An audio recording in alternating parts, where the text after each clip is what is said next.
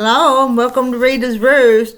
Well, we're going to read another chapter in The Borrowers by Mary Norton. We're on chapter 12. And I tell you, I was going to sit down here at my sewing machine and sew some of these. I was going to make an Aunt Eliza quilt block, but I can't find my pencil anyplace. I need to make a line from corner to corner on this, and I can't find my pencil. I think that the borrowers might have taken it. But anyway, instead we'll just read, and then I'll go look for that pencil again, and then sew or do something else. Chapter 12. But it was one thing to write a letter and quite another to find some means of getting it under the mat. Pod for several days could not be persuaded to go borrowing. He was well away on his yearly turnout of the storerooms, mending partitions and putting up new shelves. Arrietty usually enjoyed this spring sorting when half-forgotten treasures came to light and new uses were discovered for old borrowings. She used to love turning over the scraps of silk or lace, the odd kid gloves, the pencil stubs, the rusty razor blades, the hairpins and the needles, the dried figs, the hazelnuts, the powdery bits of chocolate, and the scarlet stubs of sealing wax.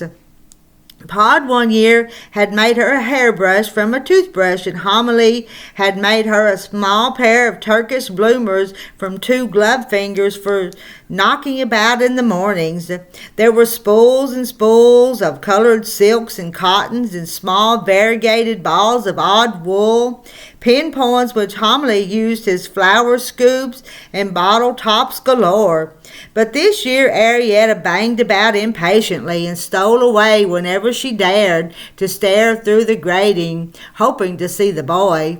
She now kept the letter always with her, stuffed inside her jersey, and the edges became rubbed. Once she did run past the grating, and she saw his woolen stockings. Let me show you what's in their storeroom. You see what's in their storeroom from the sketch? Pins and needles and all that. Anyway, and she saw his woolen stockings. He was making a chugging noise in his throat like some kind of engine. As he turned the corner, he let out a piercing "ooh." It was a train whistle, he told her afterwards. So he did not hear her call. One evening after dark, she crept away and tried to open the first gate, but swing and tug as she might, she could not budge the pin. Homily, every time she swept the sitting room, would grumble about the carpet. It may be a curtain and chair job, she would say to Pod, but it wouldn't take you not a quarter of an hour with your pen and name tape to fetch me a bit of blotting paper from the desk in the morning room. Anyone would think, looking at this floor, that we lived in a toad hole. No one could call me house-proud, said Homily. You couldn't be, not with any kind of family, but I do like, she said, to keep things nice. Things nice. And at last, on the 4th day, Pod gave in. He laid down his hammer, a small electric bell clapper, and said to Arrietty, "Come along." Arrietty was glad to see the morning room. The door, luckily, had been left ajar, and it was fascinating to stand at last in the thick pile of the carpet, gazing upwards at the shelves and pillars and towering gables of the famous overmantel.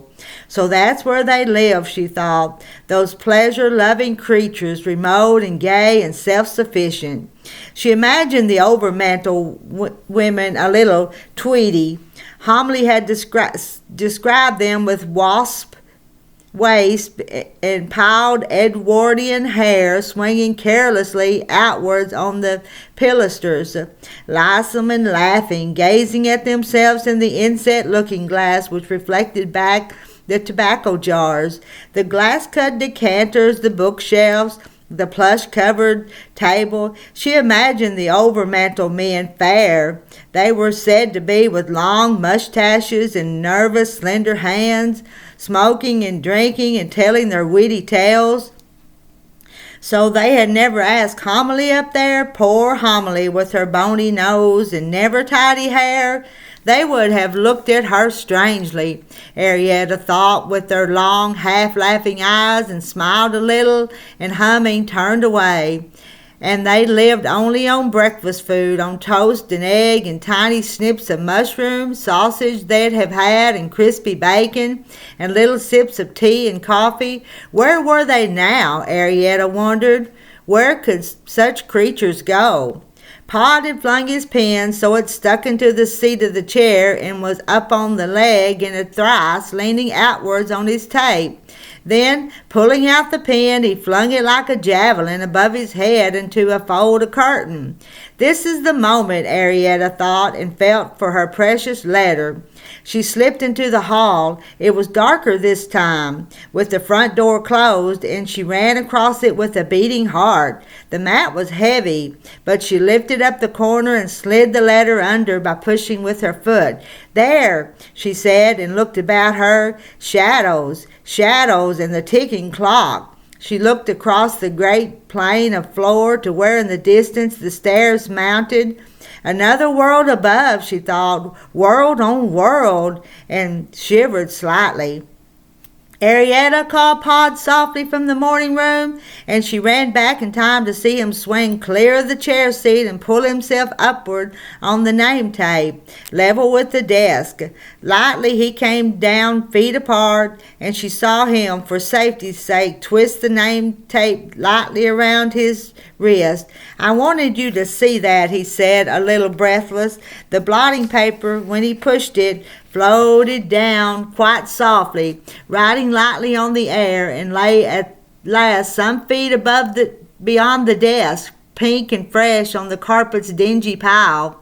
"You start rolling," whispered Pod. "I'll be down." And Arrietty went on her knees and began to roll the blotting paper until it grew too stiff for her to hold. Pod soon finished it off and lashed it with his name tape, through which he had ran his hat pin, and together they carried the long cylinder as two house painters would carry a ladder under the clock and down the hole. Homily hardly thanked them when panting a little, they dropped the bundle in the passage outside the sitting room door. She looked alarmed. "Oh, there you are," she said. "Thank goodness, that boy's about again. I've just heard Mrs. Driver talking to Campfurl." "Oh," said Arrietty, "what did she say?" And Homily glanced sharply at her and saw that she looked pale. Arrietty realized she should have said, "What boy?" It was too late now. "Nothing real bad," Homily went on, as though to reassure her. "It's just a boy they have upstairs. It's nothing at all, but I heard Mrs. Driver say that she'd take a slipper to him, see if she wouldn't, if he had the mats up once again in the hall." "The mats up in the hall?" echoed Arrietty. "Yes, 3 days running," she said to Campfurl. "He'd had the mats up in the hall. She could tell," she said, "by the dust and the way he'd put them back. It was the hall part that worried me, seeing as you and your father—" What's the matter, Arrietty? There's no call for that sort of face. Come on now, help me move the furniture and we'll get down the carpet."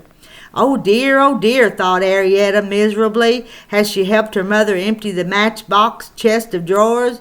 3 days running he'd looked and nothing there. He'll give up hope now. He'll never look again. That evening she stood for hours on a stool under the chute in their kitchen, pretending she was practicing to get a feeling when really she was listening to Mrs. Driver's conversations with Campfurl. All she learned was that Mrs. Driver's feet were killing her, and that it was a pity that she hadn't given in her notice last May. And would Campfurl have another drop, considering there was more in the cellar than anyone would drink in her lifetime? And if they thought she was going to clean the first floor windows single-handed, they'd better think again. But on the third night, just as Arrietty had climbed down off the stool before she overbalanced with weariness, she heard Campfurl say, "If you ask me, I'd say he had a ferret." And quickly Arrietty climbed back again, holding her breath. "A ferret?" she heard Mrs. Driver exclaim shrilly. "What's next? Where would he keep it?" "That I wouldn't like to say," said Campfurl in his rumbling, earthy tone voice. "All I know is that he was up beyond Parkins begged, going around all the banks and calling like down all the rabbit holes.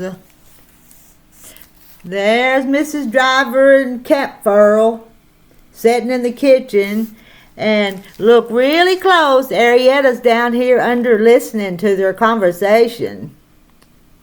She's little bitty down there under the floor, and they're in the kitchen.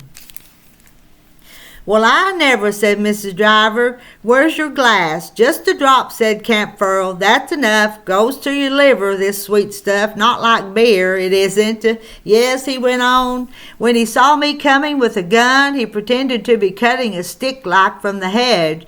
But I'd seen him all right and heard him calling away, his nose down a rabbit hole. It's my belief he's got a ferret. There was a gulp as old Camp Furl was drinking. Yes, he said at last, and Arrietty heard him set down the glass. A ferret called Uncle something. Arrietty made a sharp movement, balanced for one moment with arms waving, and fell off the stool. There was a clatter as the stool slid sideways, banged against the chest of drawers, and rolled over. What was that? Asked Camp Furl. There was silence upstairs, and Arrietty held her breath. I didn't hear nothing, said Mrs. Driver. Yes, said Camp Furl, it was under the floor like, there by the stove.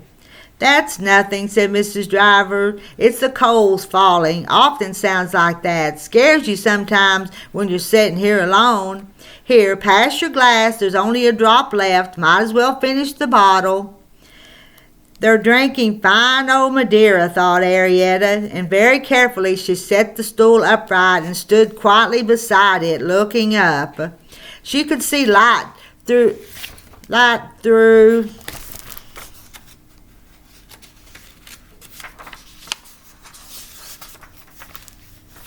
She could see light through the crack, occasionally flicked with shadow as one person or another moved a hand or an arm.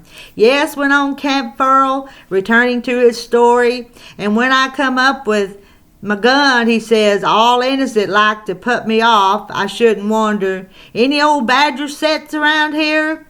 Artful, said Mrs. Driver, the things they think of, badger sets, and she gave her creaking laugh. As a matter of fact, said Camp Furl, there did used to be one, but when I showed him where it was like he didn't take no notice of it, just stood there waiting for me to go. Camp Furl laughed. Two can play at that game, I thought, so I just set myself down, and there we were, the two of us. And what happened?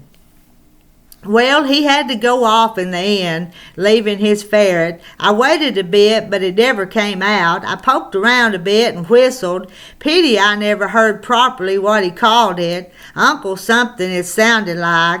Arrietty heard the sudden scrape of a chair. Well, said Camp Furl, I better get on now and shut up the chickens. The scullery door banged, and there was a sudden clatter overhead as Mrs. Driver began to rake the stove. Arrietty replaced the stool and stole softly into the sitting room, where she found her mother alone. And that's the end of chapter 12. I'll stop and then I'll read chapter 13.